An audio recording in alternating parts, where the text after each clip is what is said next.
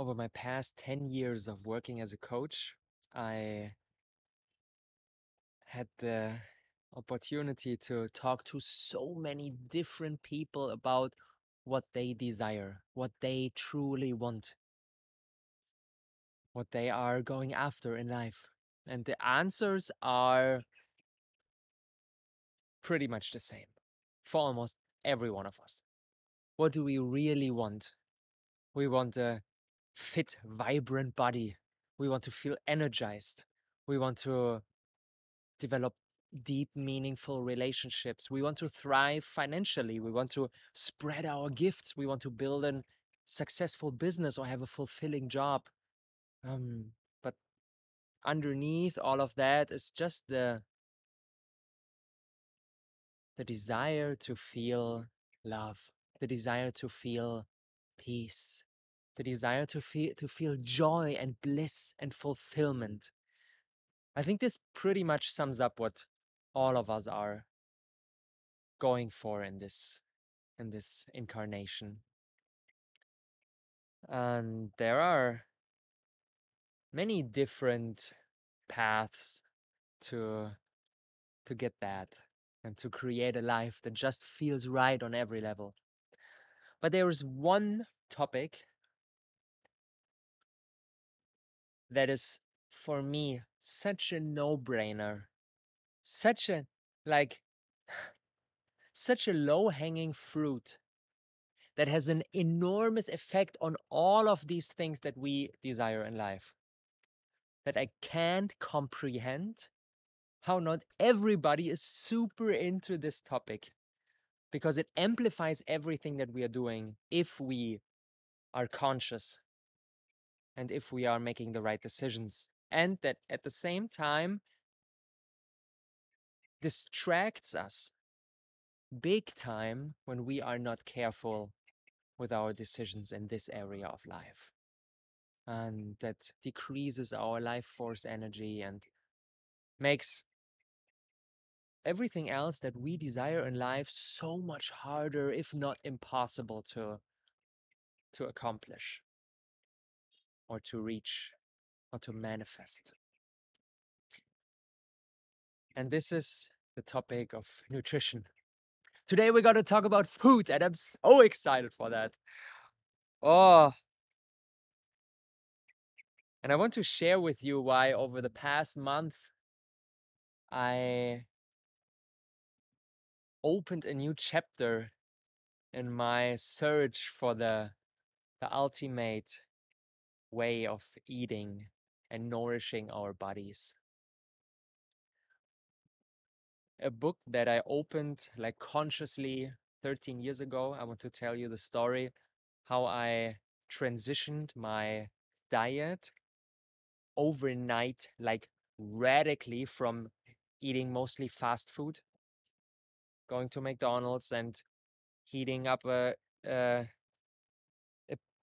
pizza in the oven. That was my, and in the morning cereals with milk. That was my base, my my diet in my teenage years. And then when I turned 20, I shifted that radically, like the most radical shift you can imagine. And although I did this radical shift 13 years ago, I still had a lot of work to do over these past almost 1.5 decades. And now, over the past months, I realized that another door is opening. And right now, I feel so energetic every day as I never felt in my entire life before. Like the the I s- I would so love for you to feel how I feel in my body, and the vibrancy and the energy that flows through my system right now. It's I can't not smile um when I sense that. And this is like normality for me these days. At the same time, I strongly sense that it's just getting started. It's just getting started, even though I was working on this area of nutrition for the past 13 years, and I even started my first business around this topic. For almost 2 years I helped people with their nutrition. It was my my opener into living as a sovereign human being that is not going through the treadmill, um, some kind of job that he hates, but actually being my own boss, running my own business. And that played a huge part um, in my development as well. And at the same time, nutrition is a topic we that affects us all, and where everybody has their kind of stand on. Everybody has an opinion on nutrition, like how to eat properly, how to nourish your body properly. Everybody knows something around this. But to be honest, most people think they know much more about this topic than they actually know. And even though I was able to learn so much over the past 13 years, I still sense that I'm just getting started. And I'm just right now in this process of pulling away the curtain of what society tells us, what all these organizations out there teach us, how to eat properly, how to nourish your body properly. There is so much, so many lies, so much untruths, so many untruths, so many misconceptions, so many false assumptions around this topic that leads us astray, and that we are constantly looking and trying, and somehow it's not feeling right, or if it's feeling good, then it's a huge effort. And it's a topic that's loaded with a lot of pain for the majority of human beings, and that shouldn't be the case. Because I believe, like, nutrition should be very easy, should be very effortless, should be very flowing, and should not be a distraction or an obstacle for us to live a beautiful life, but actually enables us to do that and supports us in doing that. And in order to spread a little more truth with for the people who resonate with that, um, it's it's very important for me to record this podcast episode, and I have the strong feeling that it might be one of my favorite podcast episodes that I recorded over my podcasting career. That uh, yeah, that's lasting for a couple of years already. Yeah, over the past months, I reconnected with my love and with my passion for this topic that started in 2010. And I want to share the story how I changed my diet like radically in a second. But first of all, I want to invite you to listen or to watch with an open mind, with an open heart. And although there may be some things that I'm saying that might trigger you, that might cause resistance in your body, that might create fear or a feeling of a potential loss, potential, um, potential, like, nutrition is one of the topics in our lives that is most prone to addiction. Like, so many people, and I include myself in that, have some kind of addiction to food that we cannot see in an objective manner, because there's always some kind of addiction. Um, like, think of your favorite food. Think of your favorite dish, whatever that is.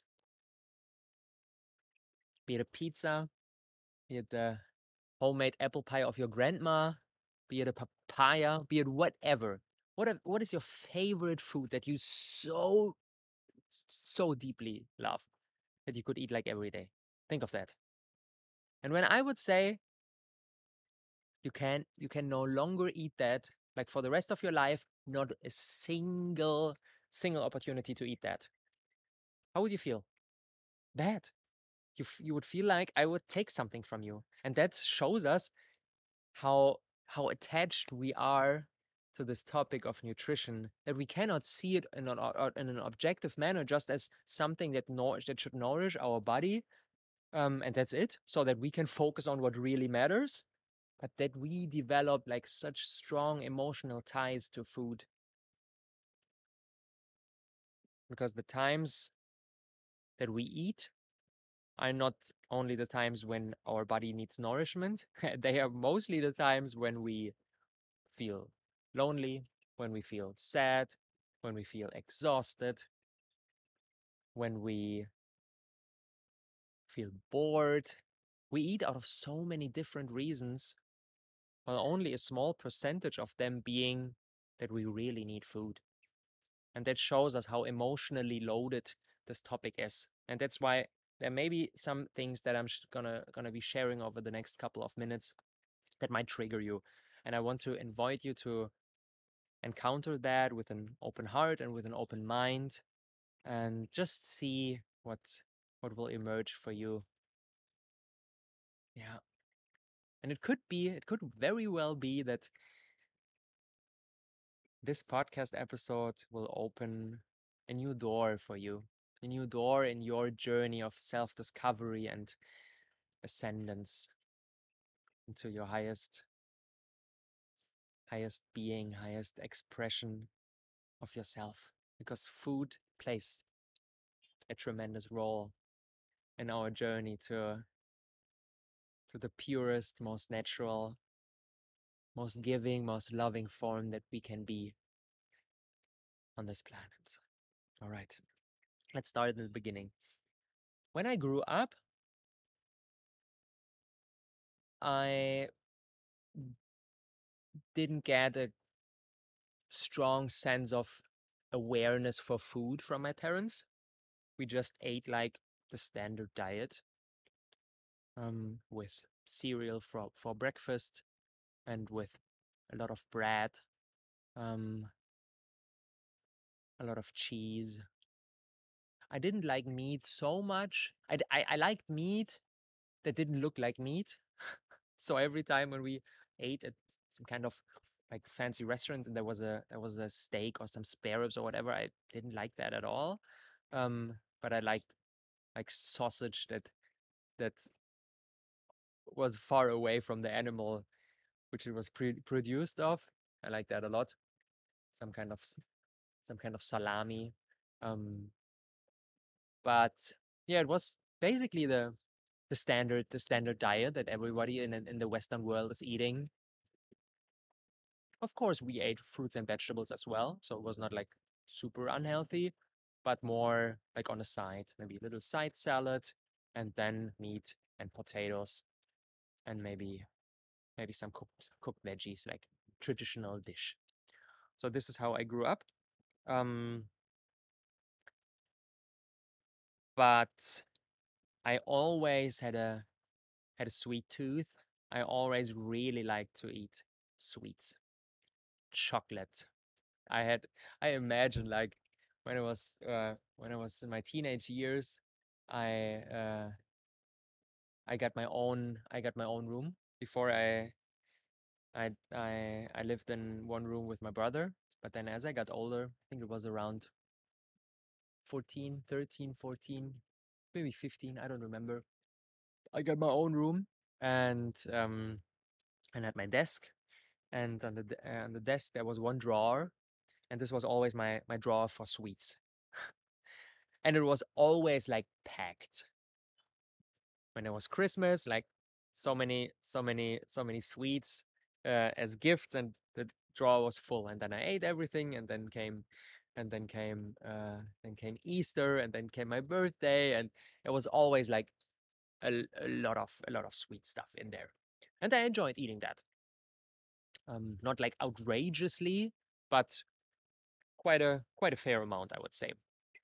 And then as I got older, as I got more and more into my teenage years, and I've gotten more and more independent, not eating with my mom, but more like doing my own thing and exploring the freedom.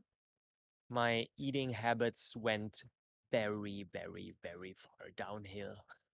As I said, I was mostly eating out, but not at high quality restaurants, but at McDonald's or like kebab or like French fries, or when I was eating at home, um, just the pizza from the fridge. Yeah, that was basically my kind of diet. And in the morning, sweet cereals with milk, and then at school in the meantime, some kind of sandwich. This is basically how I ate during my teenage years. And then I turned 19 and I moved out. I did an internship at a place like very far from Berlin, from my hometown. And while I was there, I stayed in close contact with my mom and with my brother. They were still living in Berlin. And then one day, I remember my mother called me and she said, "Wow, I need to tell you something. Like the most crazy thing ever happened to me." And I was like, "Okay, tell me everything." And she said, "Okay, there's this friend of mine, um, and I already told you, she's into this thing called green smoothies. Every morning, she gets up and goes to the kitchen, takes her blender and puts some like, kind of spinach, or some kind of kale or salad in there with a little bit of fruits, and then she drinks that. And she really inspired me to do that. And every time I'm with her, I get a glass of green smoothie from her. You remember, right? Yeah. And I was like, yeah, okay. I found that like really disgusting. Green smoothie. Yeah, I didn't like that, but yeah, okay.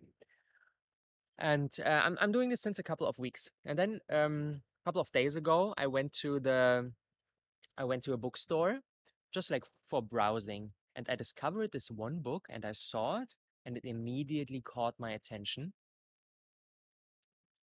and I picked it up and I started reading, and then I needed to sit down, and I sat in this bookstore for 2 hours turning pages and pages and pages and pages, and then the bookstore closed and they said like, "Madam, you need to leave. Do you want to buy this book or no?" She said, "Yeah, yeah, of course I want to buy this book." And then she went home and she continued reading and read like the whole book. It was deep, deep, deep, deep into the night, and she finished this book. And after that, she said,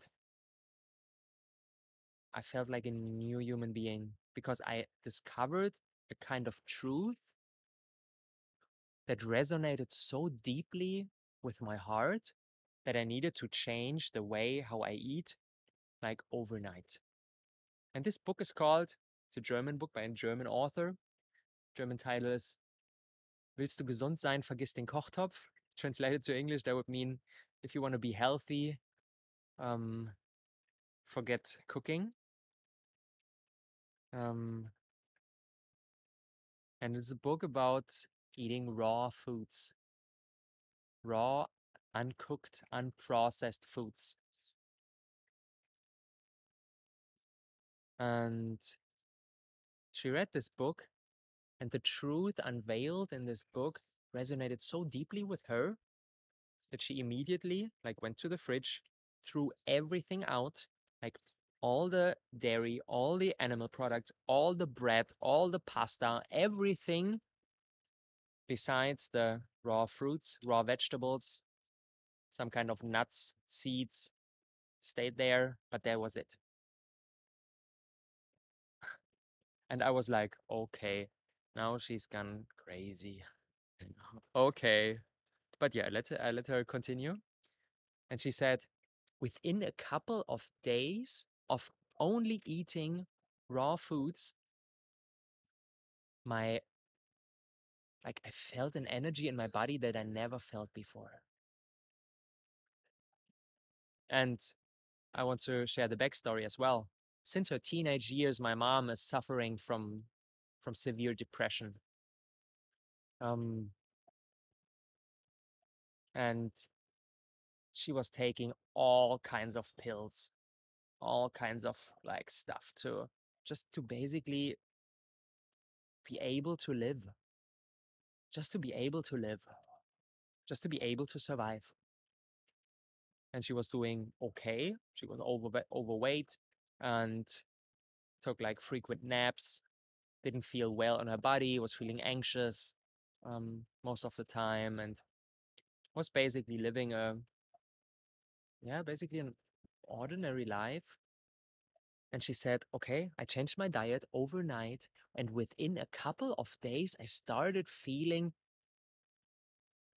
such an immense energy that I never felt in my life before. And it's crazy. Like I never experienced my mom like this, being so vibrant, so like so energetic. I've never experienced her before. This touched me deeply. This was a moment that was like, there's something going on in her life, in her body, that's very beautiful.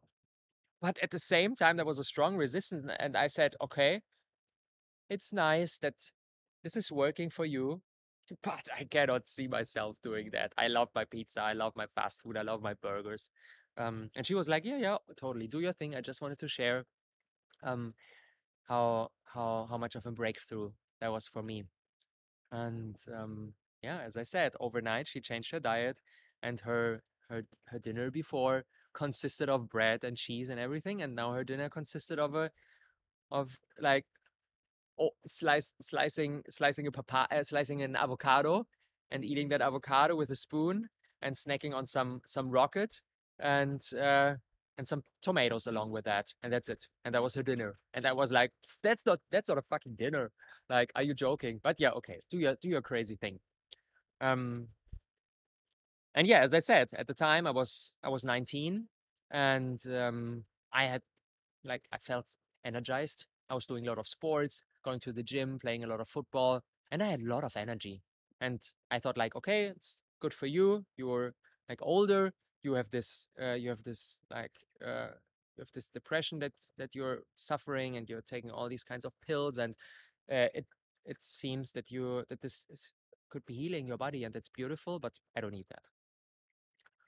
And she lets me do like my thing, and as more and more months passed, and as my internship ended, and I visited her in Berlin, it was crazy. She lost so much weight. She looked so fit, so young, so energized.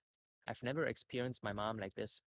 And there was a time like after I came back to Berlin, I took a part-time job as a clothing at a clothing retailer, and just to earn a little bit of money on the side and to figure out what I want to do in my life.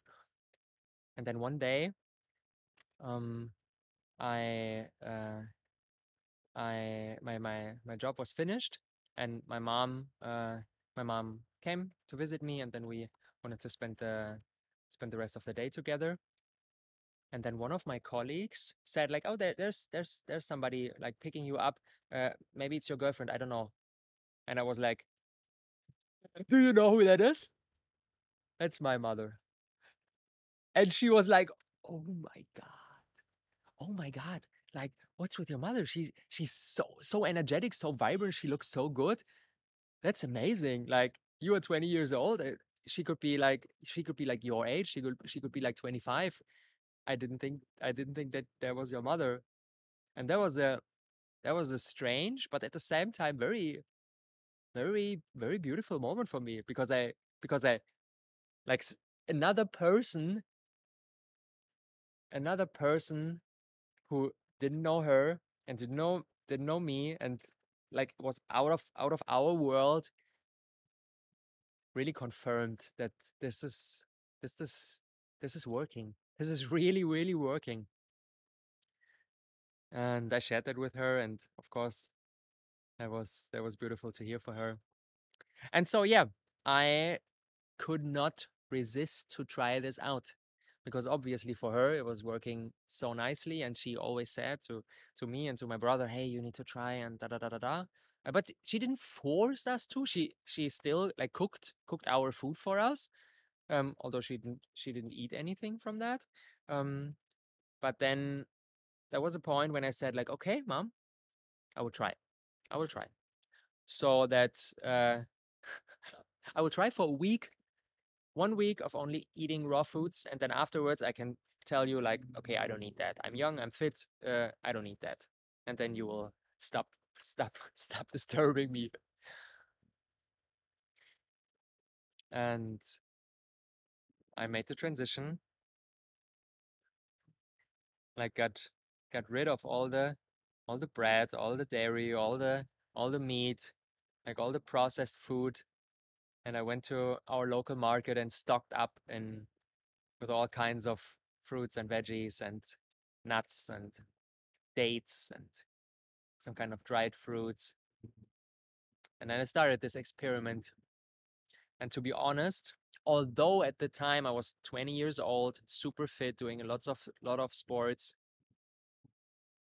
it only took 2 or 3 days for me to recognize a major shift in my body. Before, I was working, like I took a job at a at a at a gym, and was working long hours, and at the same time I was studying, and I had a pretty full day. And usually when I came home in the evening, I just had like something for dinner, watched a little bit of TV, and then I passed out. But now, after like only a handful of days of eating only raw foods, I was like in the evening, okay, I don't want to go bed. I don't want to go to bed. What can I do? What can I do? I'm still full of energy. And I didn't like there was something new. There was something really new. Before I had a full day, and I was like, okay, of course you had a full day. You're super tired and you pass out at 10. And then now I was like, okay, I don't want to go to bed. I'm still full of energy. And I realized, maybe even for me, as a young, fit human being, there can be something of value in it. And I continued this experiment. And after the week, I was like, I can't stop right now. I'm feeling amazing. I'm feeling so amazing. I can't stop. I can't stop. And I continued. And I continued for the next 4.5 years. 4.5 years of eating only raw foods. And in the beginning, I need to say, like it was difficult because I didn't know what I could eat, and how to prepare like delicious recipes. And it was a trial and error. It was not super easy in the beginning. There was a lot of time and a lot of focus that went into this area of my life of really figuring out. And the most intense craving that I had for the first month was for something like solid, like bread or pasta.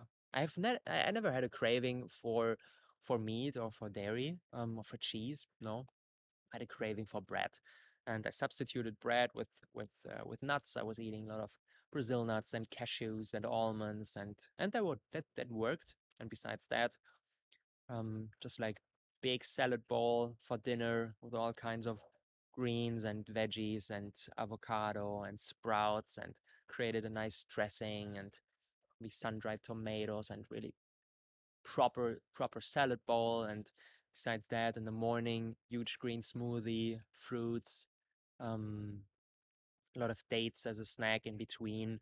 That was how I ate, and I felt amazing. I felt amazing. Yeah. And the more I opened, and this is something that I'm witnessing in so many people's lives that are where, where they undergo a similar transition, the more you purify your body, the more you pull away the curtain, and the more sensitive you get for everything in your life. And as I changed this part of my life where most people are struggling, like almost everybody around me was like, "Oh, I gained weight. I want to be more skinny, or I'm feeling bloated after the lunch I just had." Or everybody has some kind of problems with their food. Like, um, I mastered this area of my life, and it became effortless, and it nourished me, and I've had so much energy that I started questioning other areas of my life, and I started getting into personal development and spirituality, and then into entrepreneurship. And I quit my studies and started my first business, teaching people how to transition into a raw vegan diet as well. Did that for 2 years. Built this business to one of Germany's biggest sites for the raw vegan diet. Created a course um, and yeah, quit my job and travel to Australia and travel to Bali and um, travel to Barcelona and many beautiful places. And yeah, changing my diet opened me to all these beautiful opportunities because I couldn't tolerate like the normal way of living, and food plays a major role in that. Cheers with my delicious green juice that I prepared this morning. Mm.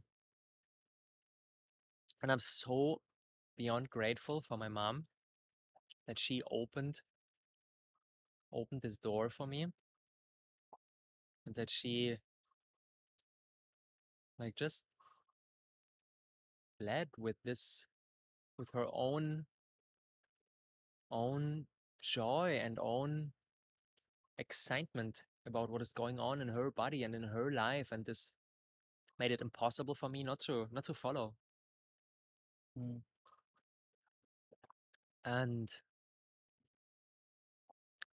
then in the beginning of 2015, after a little bit more than 4.5 years on this path, I changed my nutrition again.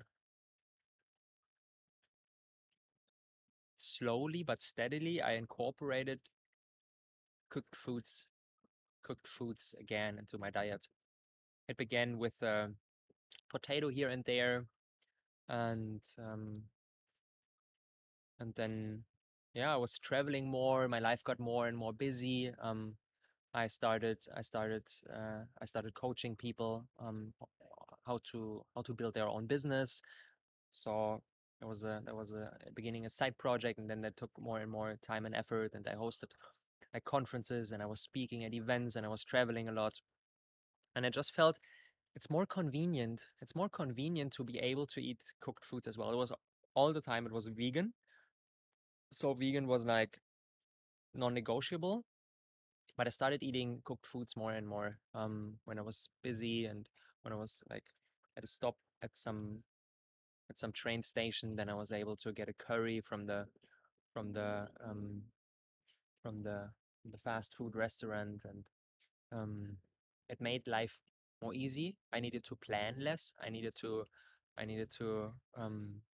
yeah, I got more freedom, and at the same time I felt energetic still because I was still eating a lot of raw foods. I didn't feel such a difference, but it was really crazy. A couple of weeks ago, I had a, I had like some kind of nostalgic moment, and I watched old YouTube videos of myself.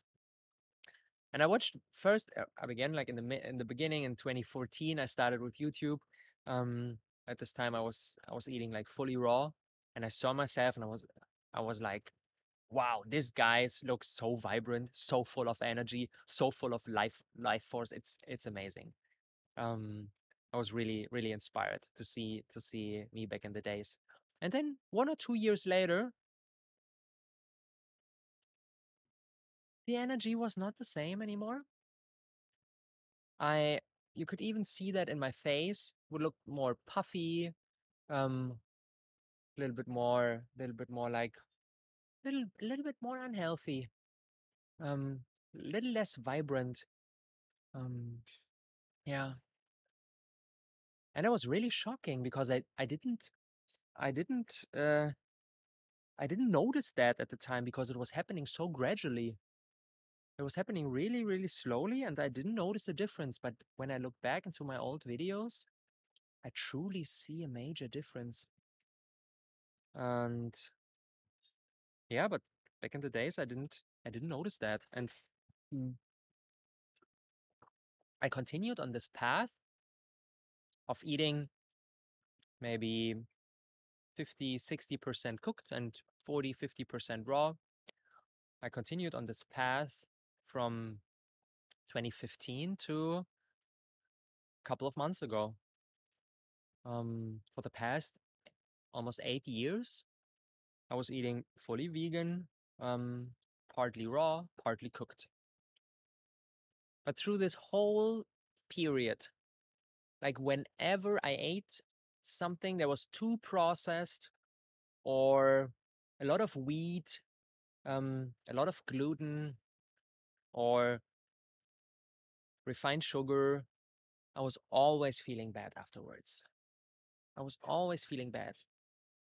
Like it was my nutrition was never really effortless. It was always this like, okay, yeah, let's go out and have a pizza. And I would enjoy the taste. And, but I know that the next day I would not feel good. But yeah, I did it anyways because yeah, it's some kind of social thing. And I had cravings. I really wanted to go out with my friends and have this pizza. I don't want to have only the salad. I want to have the pizza. That shows us how food is such a social thing, and it's so deeply addictive. It makes us unfree. And although I knew that this is not nourishing my body on a really deep level and that I won't feel good, and the next day I still ate the pizza, and it was like my body showed me that I ate something that's not super pure through my nose. Like immediately I ate the pizza, and then maybe like a couple of hours later, my nose started to like some mucus came out, and my body was showing me, hey, bro, that was not really nice. I need to get rid of something, and please don't do this again. But then of course I did it again. It was some kind of normality for me because it was not super severe. It was the next day I was having a little bit less energy, but it was okay. It was okay. I was able to sustain that. And then a couple of months ago, I got to know an amazing woman, and she's on a similar path than what I was able to experience over the past years, and similar transition of getting into a vegan diet and then shifting to raw, but still here and there eating some cooked foods. And but she was at this time that we met, she was like deeply into raw vegan, and we had dinner, and she was eating raw, and I was eating something cooked. And then she was like, "Oh yeah, it looks nice, smells nice. I want to have something as well." And then she ate part of my dish as well. And after dinner, she had a really emotional breakdown. She like I was really shocked to see what that did to her body. She was a totally different person, feeling insecure, like the the the the the vibrancy that was there before was not there anymore. And she really regretted like eating this cooked food with me. And she cried, and I was like, wow, wow, what did this food do to her body? It was not only not nourishing her, it was really destructive. Because compared to how I got to know her, eating only raw foods, it was like day and night. And this touched me deeply and reminded me of, wow, this was my reality back in the days as well. I was so sensitive to food that my body, like,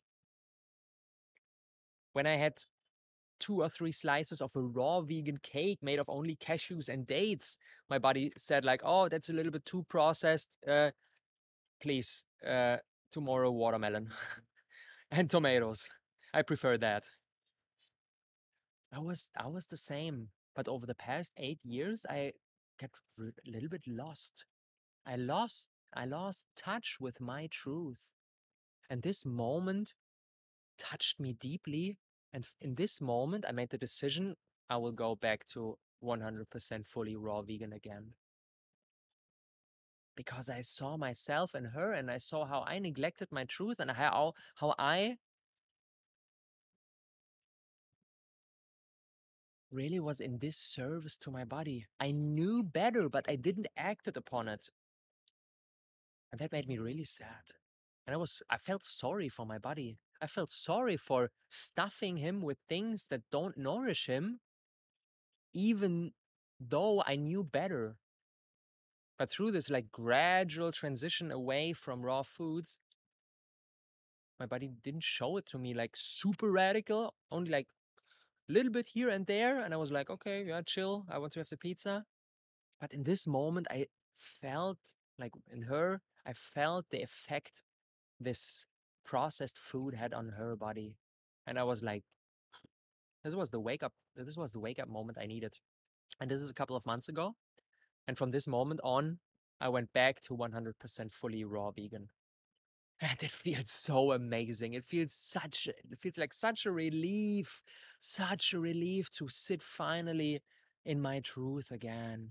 And it took me 8 years to rediscover that. And I'm like, I don't regret anything, but I'm really wondering, like, how could the past 8 years have developed if I would be still in this fully vibrant energy, and if I would still like nourish my body the way it wanted to be. Yeah, that was a really painful realization. It was a really painful realization of through reasons of convenience and wanting to yeah, social desires, wanting to be a part of, wanting to be able to go out with your friends and have a pizza. You're already an alien because you don't eat the pizza with cheese and ham and everything. You order the vegetarian pizza with veggies, and you say like, no cheese please. You're already an alien, but you want to have this, like, at least this pizza. You don't want to be sitting there only munching on the salad. And the physical addiction as well, like the occasional pizza tasted pretty nice, the curry tasted pretty nice, and the bread tasted pretty nice, and the pasta tasted pretty nice. But it's nothing compared to the incredible energy I feel in my body now for the past couple of months after I transitioned back to raw vegan.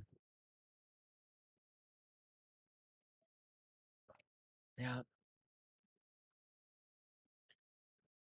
And I'm in the beginning, like after I experienced what this transition did to my mom, I got very dogmatic, and I was like, okay, this is the ultimate truth. Everybody needs to know this. And I tried to I tried to convince people to do that, but pretty quickly I stopped because I realized like it's not working. You cannot convince somebody, especially in the topic of food, which is so like deeply emotionally where there's so much attachment to our food, and we don't want somebody to tell us you cannot have grandma's apple pie. We don't want to have somebody tell us, hey, you cannot eat this nice barbecue anymore or whatever. And I stopped doing that, but I was still like dogmatic. Like, I was very dogmatic about vegan. I was really dogmatic about raw vegan. And then, yeah, as I said, after 4.5 years, I slowly transitioned. And Yeah. And now I'm in the process of getting more and more detached from food, more and more detached, and at the same time, more and more strict, but not at all from a place of suffering, from a place of I need to only eat this because when I eat that, my body feels feels bad, but more from really from a place of I want to nourish my body with the most high vibrational food. Oh, only like the most high vibrational food should have a place in my body, and everything else, no. Because I want to have my vibration as high as possible. I want to have as much energy as possible. Tony Robbins says your biggest asset is your energy level. And I got a glimpse on what's possible back in the days 2010 when I transitioned, and I was like, wow, wow. And this feeling of wow is there again. And as still I realize you're just getting started. You're just getting started. Yeah. And yeah, let me share how I'm nourishing my body right now. I realize that it's not about vegan, it's not about raw vegan, it's not about like any concepts. It's really about feeding your body with foods that are really high in water. Like as much water as in your diet, you will feel very light and you will thrive a lot. And the more dense, the more compact, the more processed the food is that you're eating, the more it numbs you and the more energy it uses for for really like somehow getting rid of it after you ate it. Yeah. Digestion takes an an incredible amount of energy.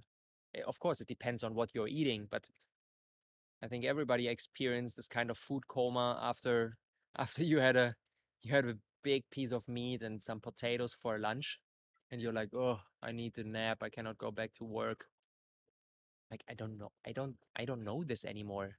Like I have really like I have energy the whole day. Like the whole day I'm full of energy. And when I ate something, I'm still full of energy because what I'm eating is so high in water that it doesn't take a lot of energy to digest that. And that feels so great. It's so crazy. Yesterday in the evening, um, I played football with the locals. 2 hours like intense, back and forth inside. It's called futsal. It's indoor football, 5 on 5. It's running, like running, back and forth. It's really intense. Really sweating with 30 degrees Bali, like sweating. It's really intense. And it's the first time that I picked up the football like since a year. For the past year, I didn't play anything. And for the past year, I wasn't doing any intense cardio.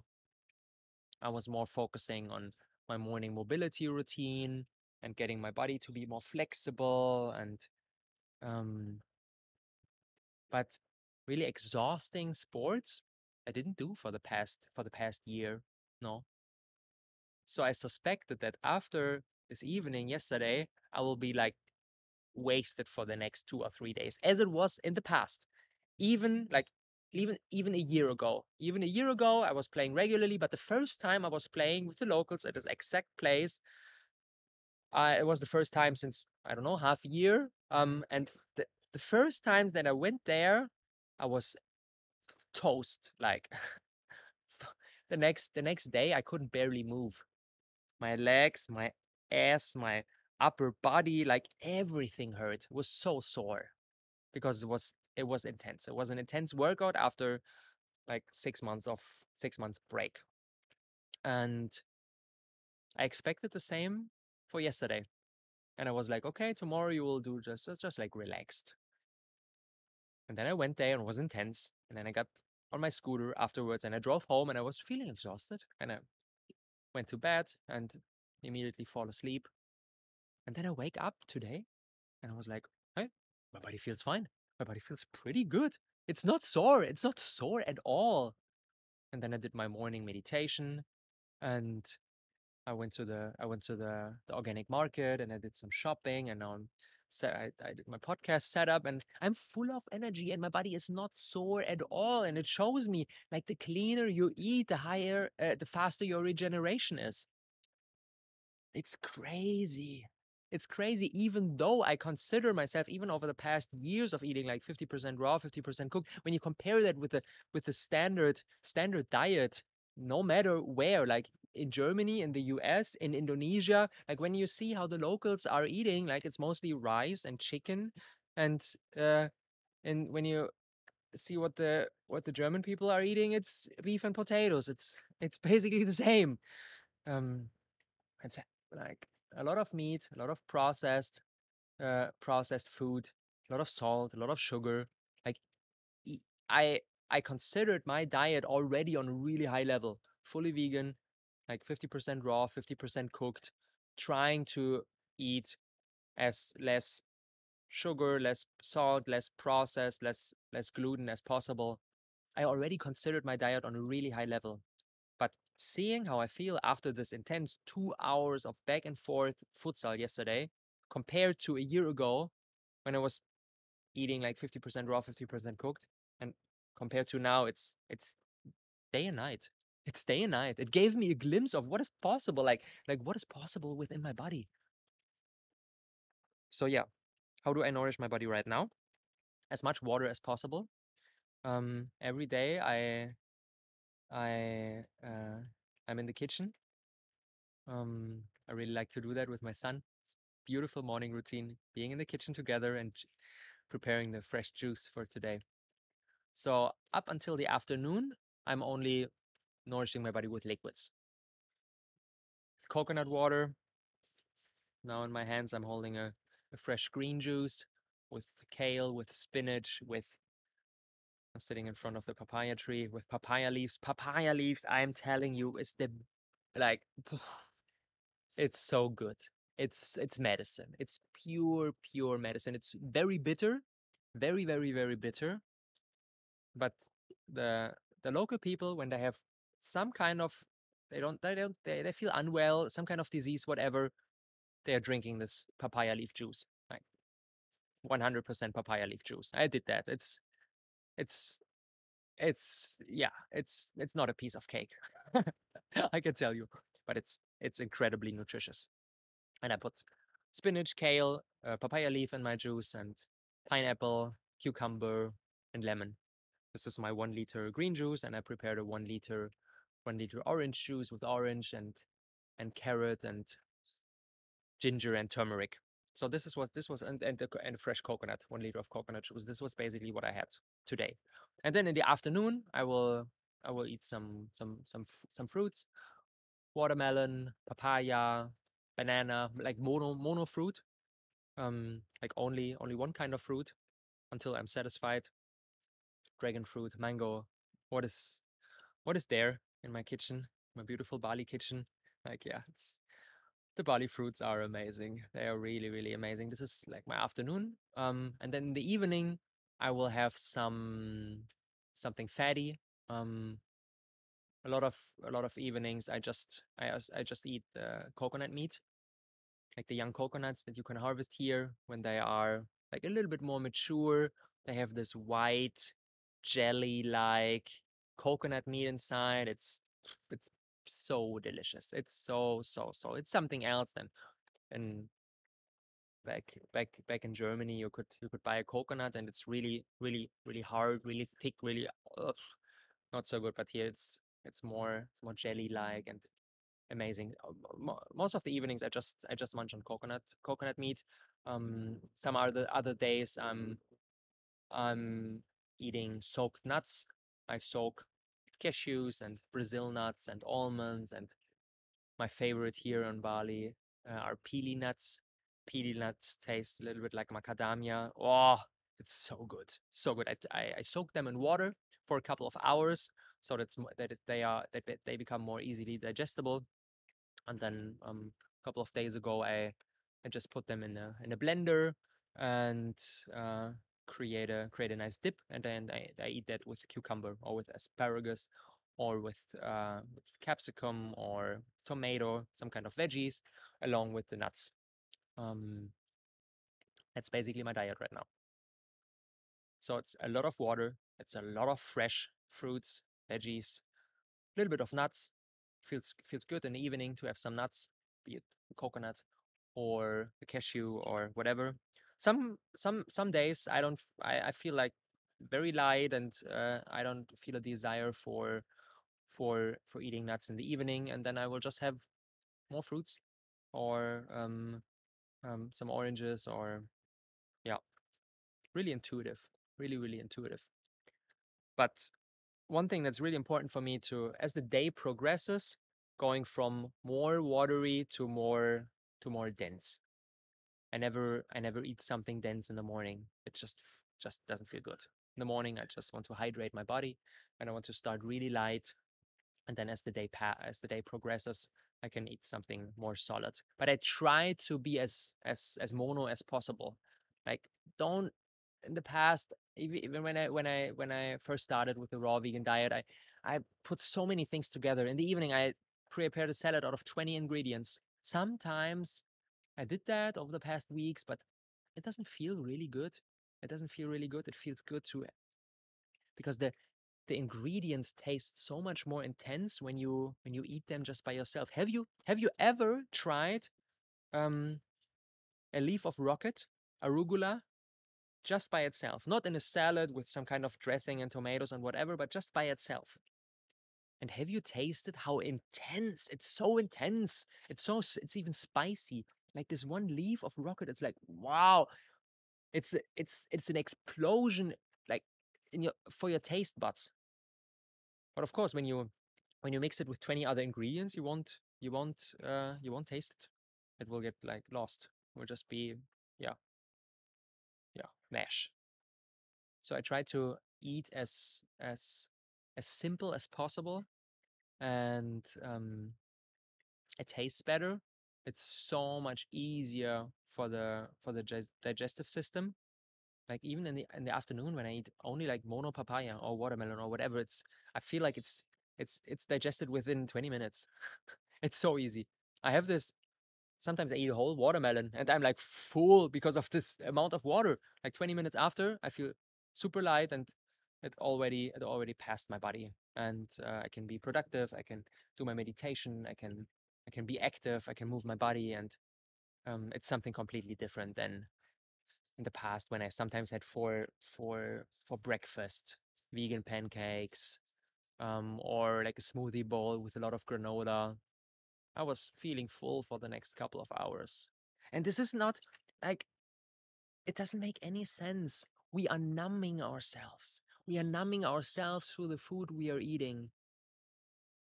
When we ate something and don't feel energized afterwards, why are we doing this? Why are we doing this? Yeah, I discovered why. Because it's not easy to be so sensitive.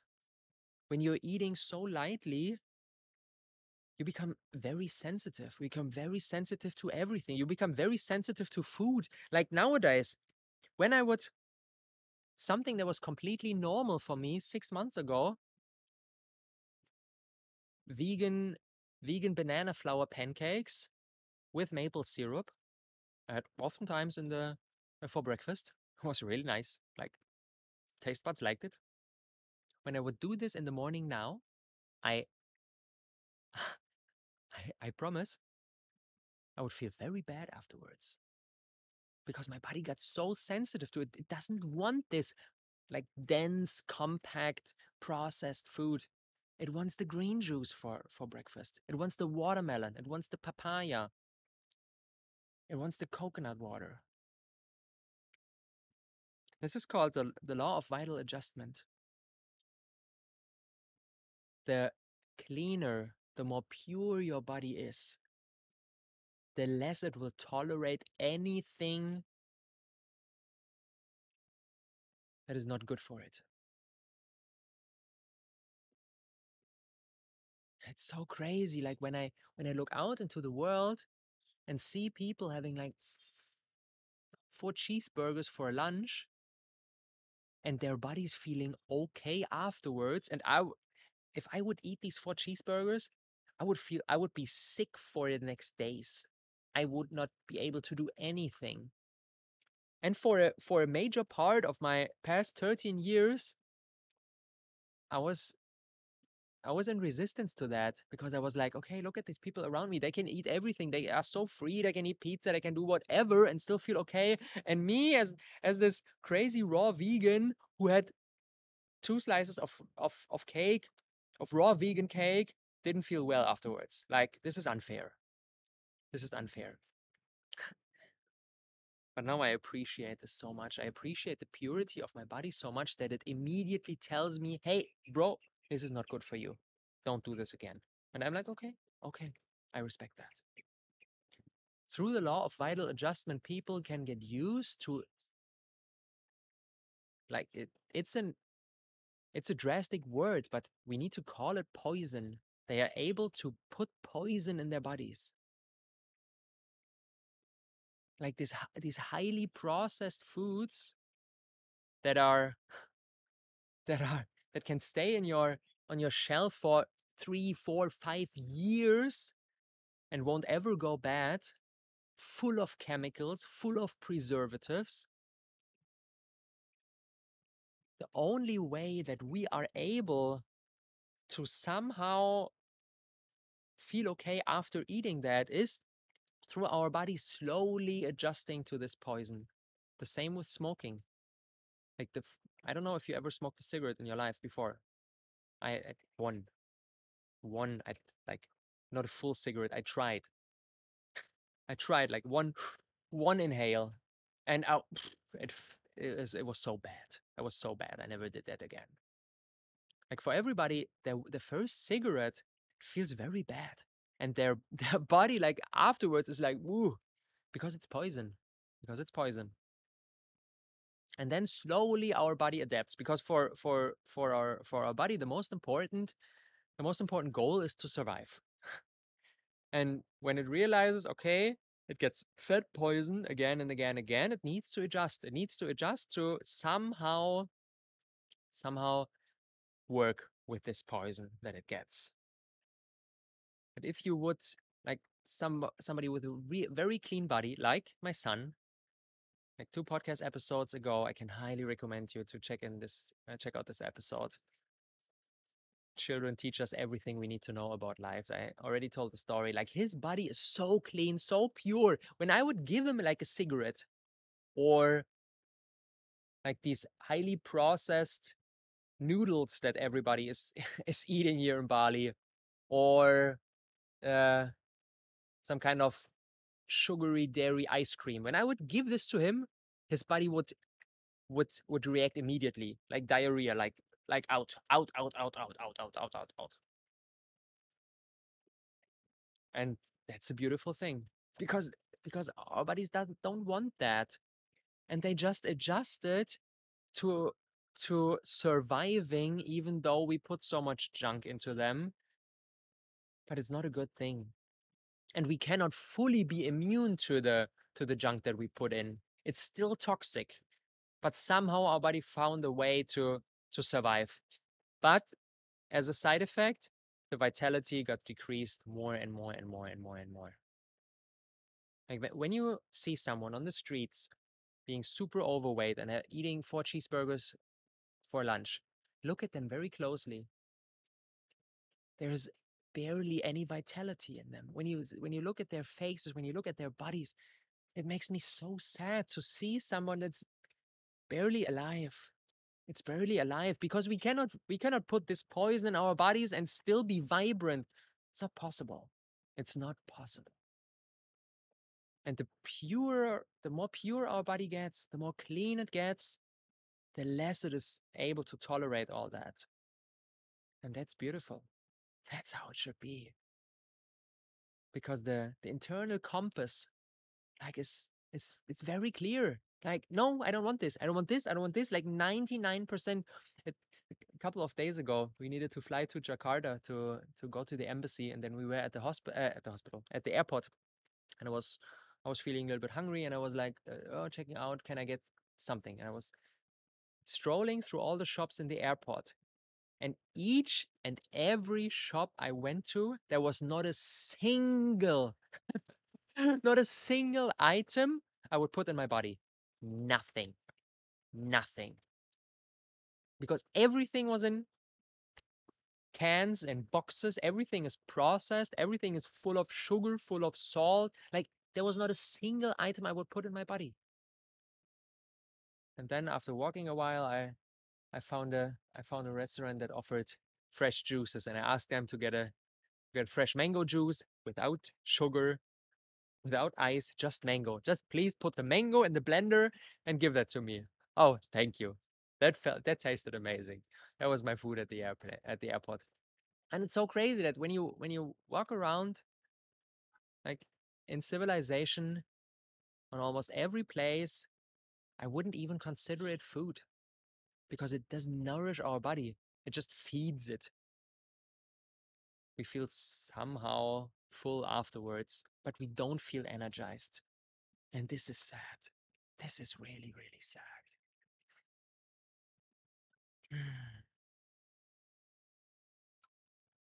But yeah, it's a reflection of our consumption. I'm looking forward to the days when even at airports there will be huge stands with like fresh fruits and sliced watermelon and green juice, and looking forward to that.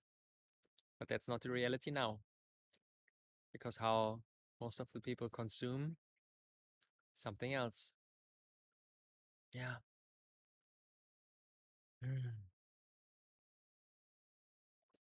I want to dig a little bit deeper into the sensitivity, because that's a very important topic. I believe it's the most challenging when we open ourselves to eating more pure, to eating more clean, to eating more watery, to eating more unprocessed. As I said, our our whole system gets really sensitive, not only to food that doesn't belong into our body, but to everything else as well. We become so sensitive to energies. We become so sensitive to people. We become so sensitive to the air quality. We become so sensitive to the place that we are living in. We become so sensitive to technical devices. We become so sensitive to just unhealthy vibrations. We become really, really sensitive. And before, when we just numb our numb our whole being with food, we don't realize that. Like, as I said a couple of days ago, we went to Jakarta. It's I actually hated it. I actually hated it. Like, this city full of skyscrapers, full of smog, no sunlight, people just in a hurry, working on jobs that they don't like to earn money, to impress people that they that they don't care for, that they don't care about. This is only possible when you desensitize yourself. If you would eat so clean, you would like physically you would not be able to live in such a life. You would not be able to live in some kind of skyscraper on the 17th floor and be totally isolated from the natural world, totally isolated from other people, wearing your mask all the time, going to a job where you do something that is not in alignment with your talents just to earn money, and then afterwards go shopping, get the new Gucci handbag. You would not be able to sustain this life if you would eat so clean. It would not be possible. So when I had this realization that the world that we created, like collectively, globally, this like digital industrialized world, we can only sustain that through not being in contact with our true selves, through not being sensitive. Only then we can sustain that.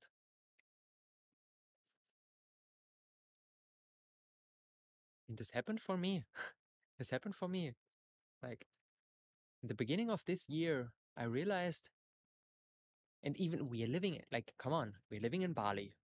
It's pretty beautiful island.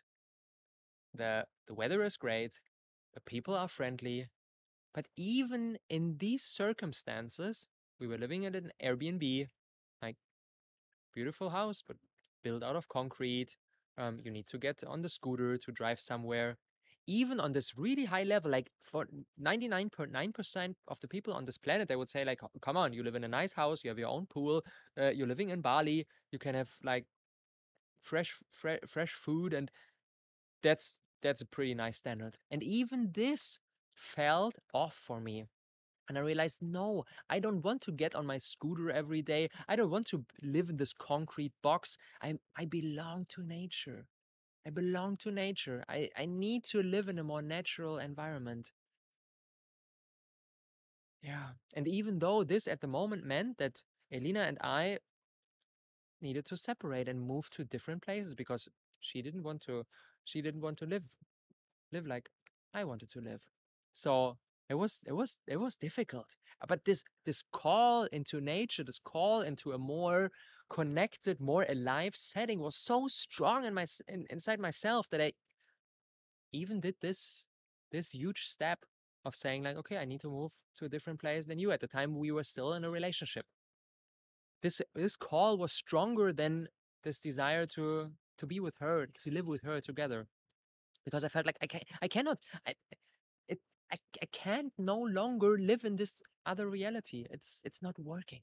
It's just not working.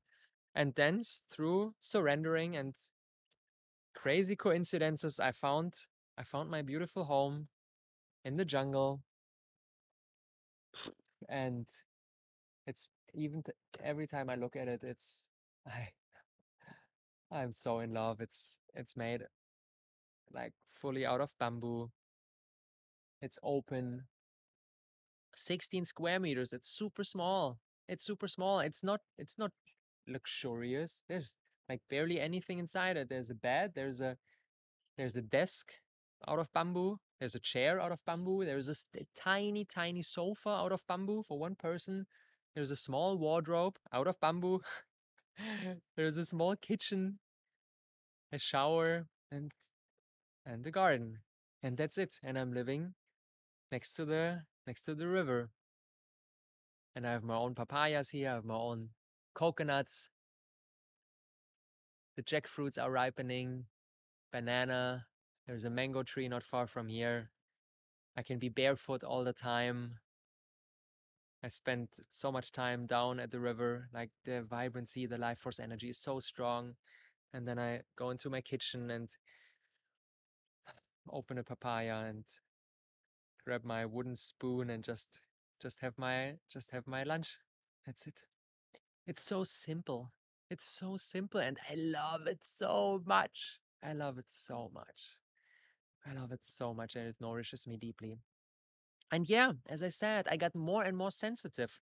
I got more sensitive to everything because, yeah, I even like after these 2 days in Jakarta, I felt very exhausted when I came back because of all the energies, because of all the vibration. There was not an alignment with basically with us as human beings. But most of the people don't realize that because they are so numbed through the food that they are eating. Yeah. We can only sustain this industrialized digital world that we are living in through not being in contact with our true selves. When we begin to purify, like almost everything that was normal before would not be working anymore again. Not be working. Our jobs are not working anymore. The place that we're living in is not working anymore. Our relationships are not working anymore. Like even something simple, like the clothes that we're wearing are not working anymore. Yesterday, it's for most people it would sound crazy, but yesterday when I went to futsal with the local guys, I was wearing a ordinary like sports pants from Adidas, and of course they are plastic. It's plastic, and this material didn't feel well on my skin. When I compare that to linen that is like these that's every time you see me in the podcast or on social media, you must be thinking like Robert has already like the same things. He was wearing like the same thing every day. And yeah, I have one shop. One shop, it's my favorite shop for everybody's in Bali. I cannot highly recommend it enough. It's called Above the Clouds. And Above the Clouds only sells handmade, Bali made, organic linen um, garments for men. It's like when I found this store, I was like, oh, I'm above the clouds.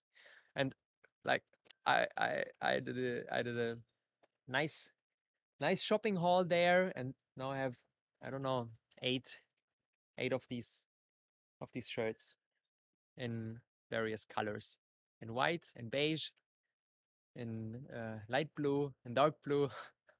That's it. That's my wardrobe, and this feels so good on my body. And when I compare that to wearing plastic, it feels off. But if you would tell that to some like ordinary person on the streets, they will be like, "What? What? Your clothes have a vibration? Pff, what are you talking about?" But this is normal to feel that. It's normal. Like in the night, I need to switch off the Wi-Fi because I sleep better with switched off Wi-Fi. For my whole life, I was sleeping with turned on Wi-Fi, and I didn't even notice. But now I'm getting more and more sensitive. I'm switching off the Wi-Fi at night. I'm even switching off the Wi-Fi when I sit for meditation. I walk into the kitchen, pull pull the plug, sit there for my 1 hour morning meditation, go back into the kitchen and put the router back in, and then I'm working. Like technical devices, next thing.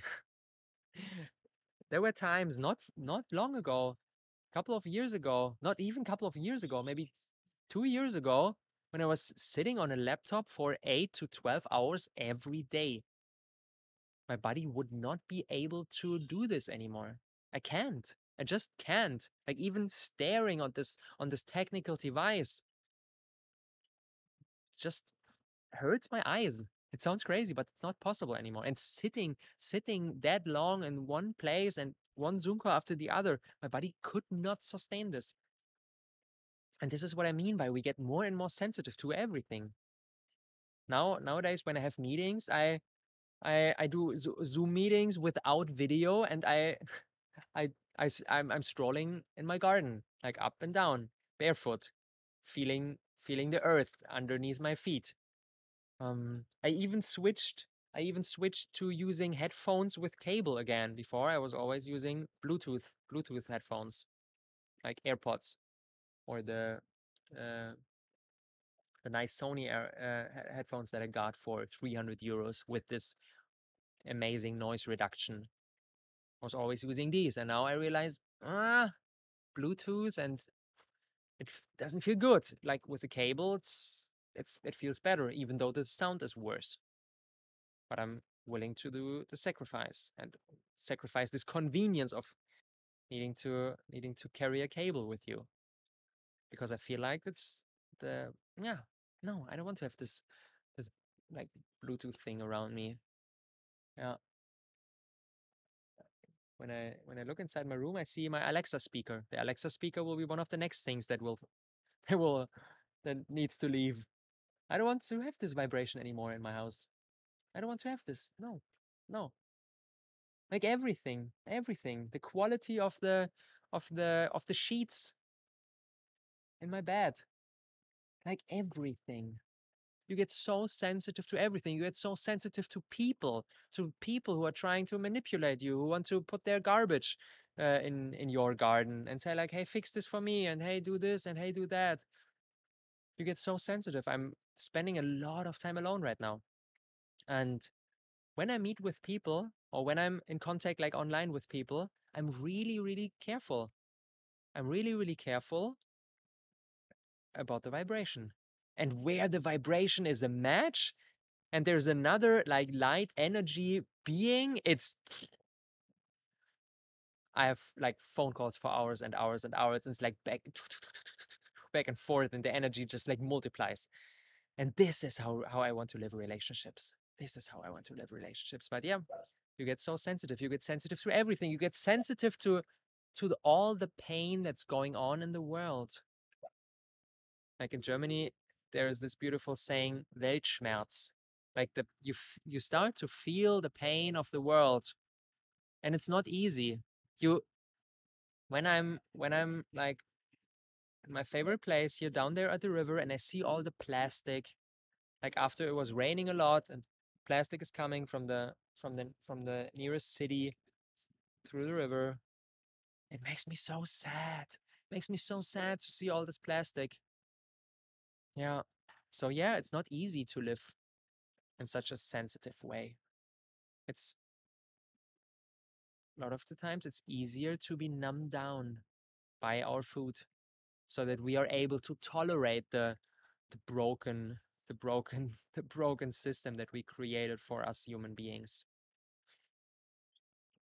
It requires courage and it requires continuous action, because the more we open ourselves up for a lighter, for a purer way of eating, the more we need to change all the other areas of our lives. We need to change our relationships, we need to change how we are working, we need to change how we are living, we need to change where we are living, we need to change even like our clothes, even our headphones.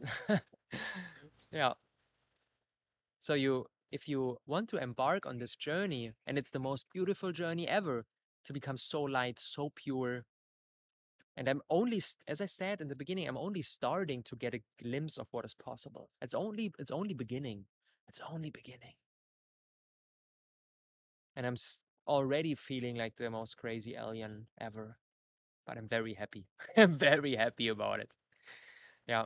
But you need to know that the more you open, and I think like over the past 8 years, as I got off this raw vegan track, I think this had a lot of like what I did, how I was working, like the amount of hours I put in my business was only possible through living quite like disconnected from my true self because of the way I ate. Influenced like each other. The more you eat in an unnatural way, the more you are able to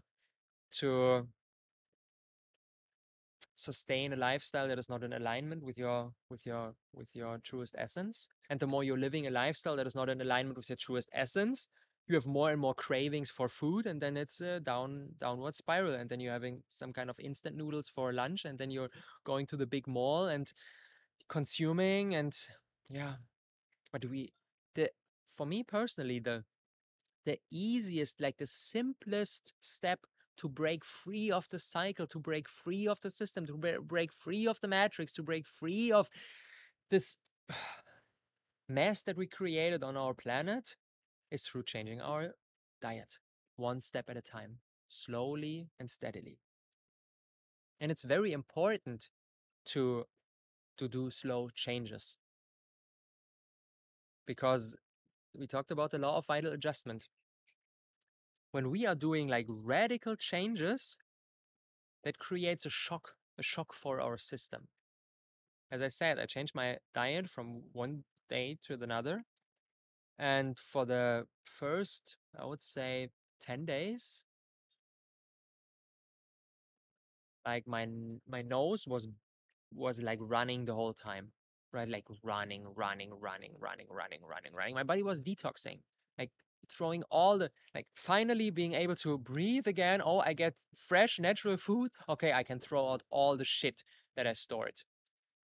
And that was hard. That was hard.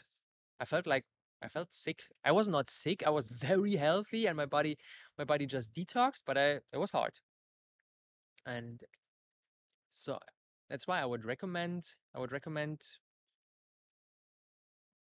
making these changes maybe a little bit slower.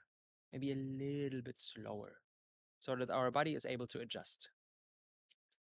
Because the more the more poisoned our body is, the more the worse we nourished it in the past, and the longer we nourished it so badly. Like I was 20 at the time. It was okay, but when I would do this shift with 55, like the transition period would be way worse because of all the garbage that our bodies accumulated. So it's very important to know that the the more poisonous, like, I know it's a strong word and maybe it creates resistance. But maybe it creates resistance to know that the that the fancy vegan Pokeball that you like so much is actually poison for your body. That's a strong claim, I know, but I strongly believe it. It's a strong claim, I know.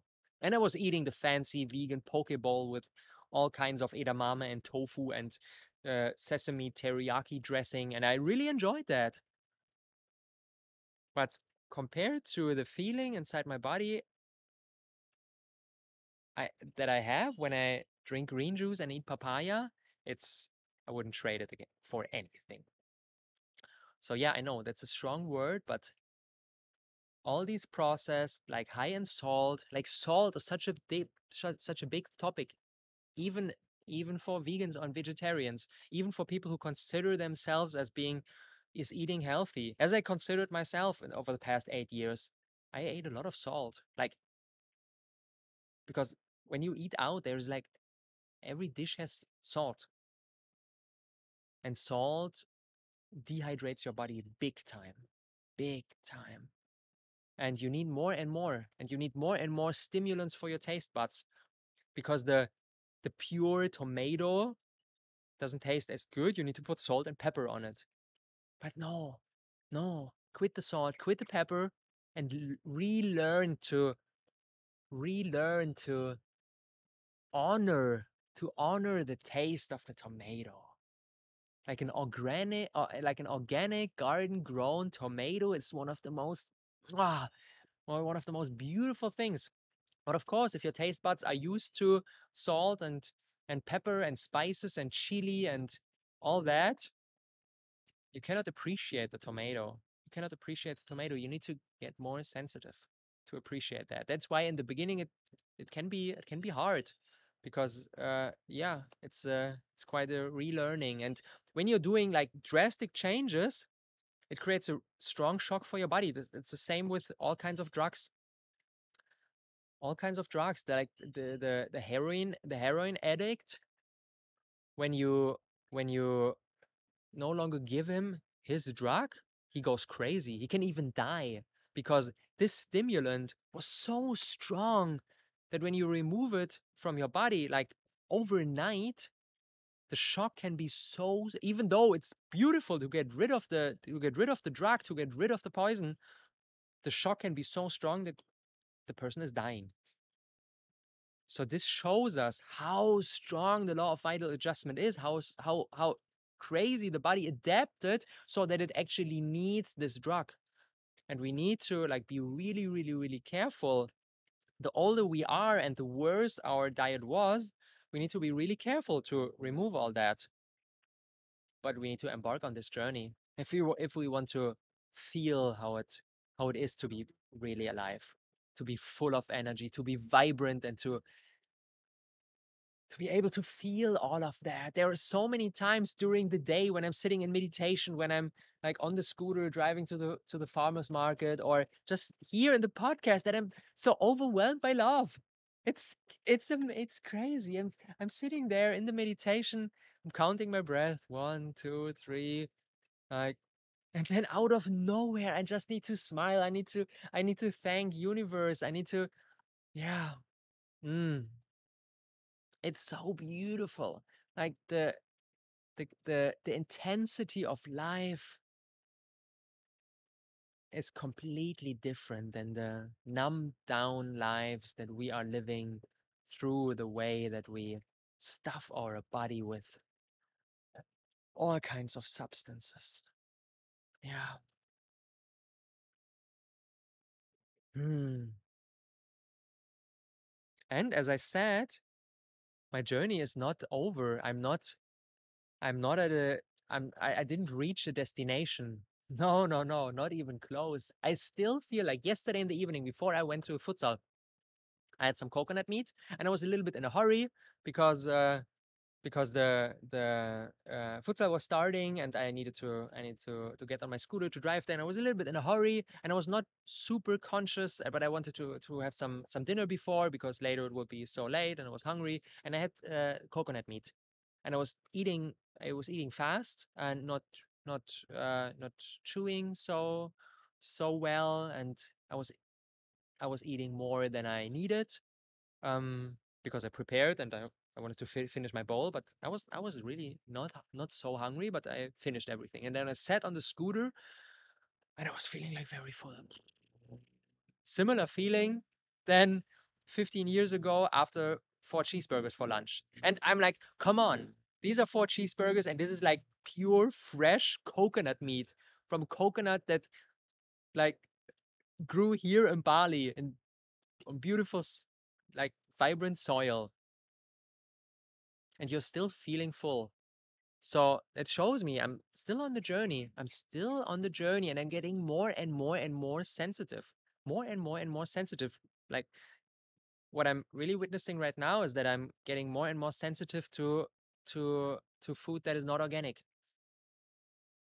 When I eat a lot of not organic food, I sense it in my mouth, I sense it on my tongue, in my body.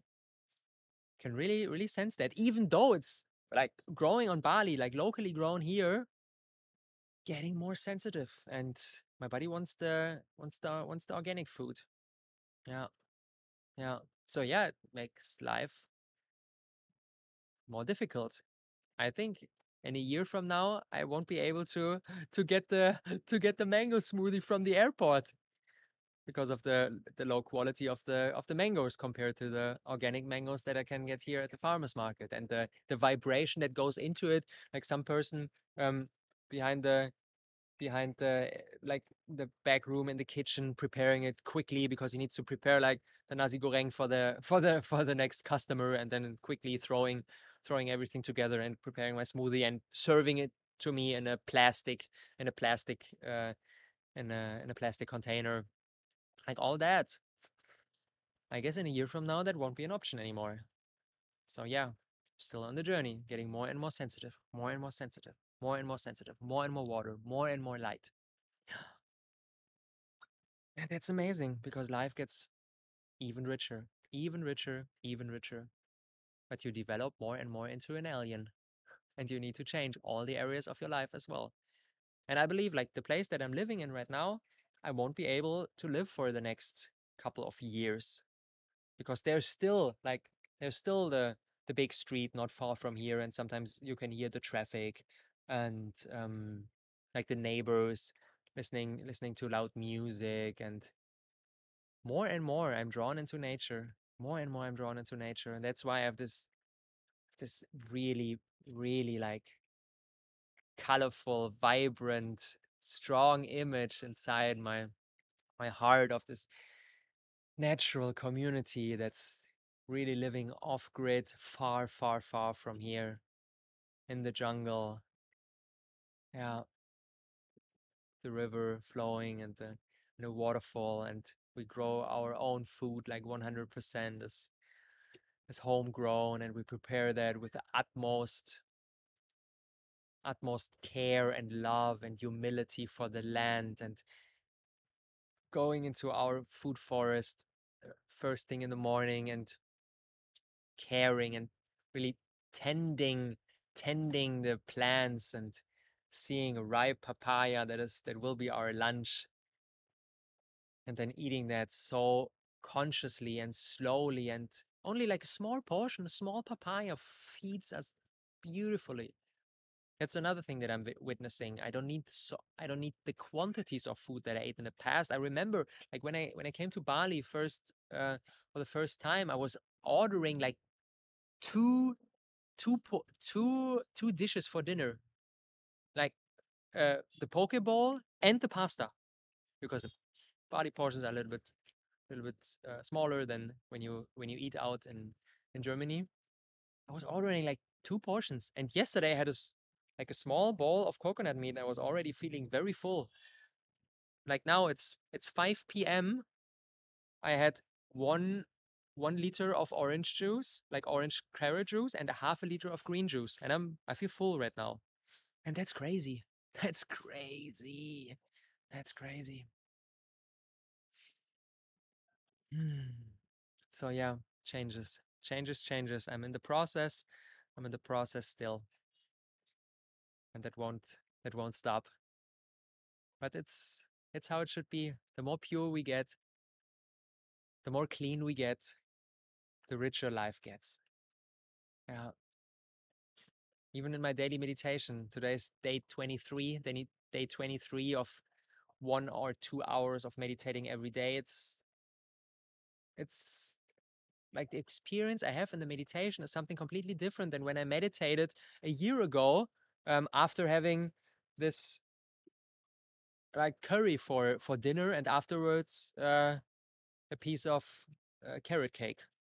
Next morning meditation is not so deep, is not so pure, is not so freely flowing than the meditation I have right now. After like right now, I will be, it's 5 p.m. I will be sitting for my evening meditation for an hour after having only juices.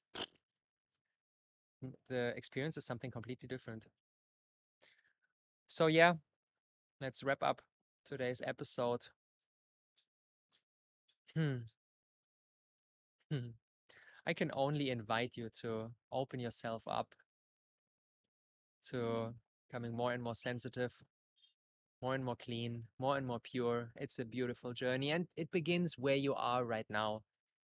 Maybe you're super unconscious about food, and then it begins. It's a beautiful step to go vegan. It's a beautiful step to go vegetarian. If you're already a vegan, it's nice to start with green smoothie in the morning. It's nice to do a juice fast every now and then.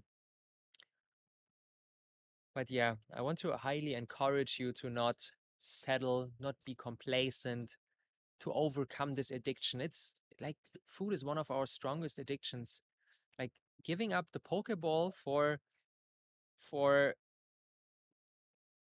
a tomato or or coconut meat in the evening. At the beginning, it feels like I'm losing something, but you're gaining so much. You're gaining so much life energy. But that takes time. Your taste buds need to adjust. Your body needs to purify, to not crave the salt, to not crave this gluten, to not crave this processed food anymore. It takes time. It takes time. And we need to be patient. But the journey is so worth it. It's so worth it. Hmm. So yeah, it goes beyond veganism. It goes beyond raw veganism. Yeah. In one of the next episodes, I want to share with you some experiments that I'm doing right now, and how I perceive my journey to continue, and what other chapters could potentially be waiting for me. Yeah, it's just getting started. But maybe this episode inspired you to really question what you put into your body. Water, water, unprocessed fruits, like fruits and and and and green vegetables, like all the greens, all the fruits. This is this is everything we need. This is everything we need. Like this is a gift, the gift from nature. Like nature gifts us these bananas. Nature gifts us these papaya, like these papaya leaves. This is so vibrant. And then the occasional pili nut or the occasional coconut here and there, and I'm so satisfied, and my body has everything it needs. It's so strong. It's so vibrant. A couple of days ago, I was watching a documentary about FC Barcelona, and the players, they did a push-up challenge, and they said like, okay, who can do 50 push-ups? And then one did 35, one did 40, one did 45, and then Robert Lewandowski crushed the 50, and I was like, really? I'm doing 50 push-ups in the morning. Like This morning I did 100 push-ups, not in one set, like a couple of sets, but I'm doing 50 push-ups. Like I'm just doing it. And these like professional footballers, and I'm like, okay, wow, wow, wow, that's unusual. Like the amount of strength that your body develops when it's so pure, when it doesn't waste this insane amount of energy for getting rid of the chicken and the rice you had for lunch before your huge match. Yeah. Okay. I will stop now and enjoy my afternoon meditation and enjoy my afternoon papaya. Looking forward to that. Thank you for diving into this insanely important topic with me. This topic that has the potential to change everything in your life when you embrace it with an open mind and an open heart, and when you're willing to do experiments. Let me know what emerged for you. I'm very curious to hear from you. As all the episodes, this is living in the gift economy as well. So if you feel the urge to contribute, if this brought any value to you, if this contributed to your awakening, to your ascension, then I totally appreciate any contribution you make for the work that I put out there in the links and the show notes. You you can contribute, and yeah, that being said, thank you. Thank you for your curiosity. Thank you for your openness. Thank you for your patience. Thank you for continuing our journey all the way to the end and not not closing not closing this episode because maybe I said something that triggered you. Thank you for your open-mindedness. Let me know what emerged from you. Sending love from Bali. Looking forward to our next time together in the Truth podcast. Cheers with the green juice in my hand. And a wide open heart. Sending love. Bye bye.